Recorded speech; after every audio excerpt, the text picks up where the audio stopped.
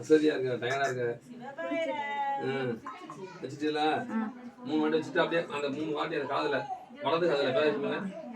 சும்மா ஒரு வாட்டி எடுத்து வச்சு அப்படி 3 வாட்டி வைங்க. அப்படி அவ்வளோதான். அப்படி வச்சுட்டு விடுங்க. பேர சொல்லுங்க. வலது காதுல.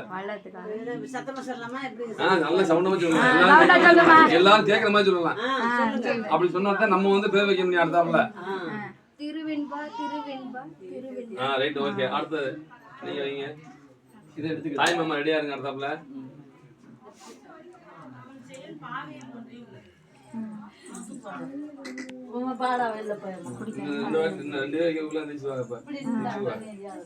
மாதா பிதா திருவெண்பா திருவெண்பா திருவெண்பா.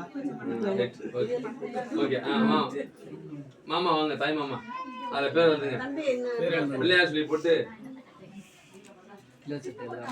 கீழே சும்மா பள்ளிக்கூடத்துல போய் தாய் மாமா நெல்லுல பேர் எழுதி சேர்த்துட்டு வர்றது அந்த காலம். அதான் அதுதாம்மா நெல்ல நெல்லை வச்சு பச்சாணிக்கு வச்சுட்டேன். பிள்ளையார் சொல்லி போட்டு எல்லாம் திருவெண்பான பேர் இல்லைங்க.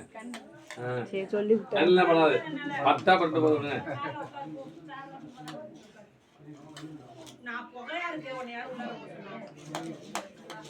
புகைய வெளியில போயிடுச்சு.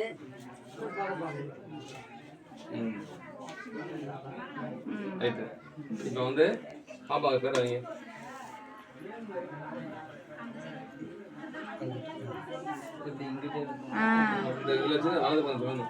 சும்மா அப்படியே அப்படியே அப்படியே இடம் சிரமமா இருக்குல்ல உங்களுக்கு. முடி பத்திரமா வச்சுக்கோங்க. இப்படி வா. இந்த விளக்கத்துக்கு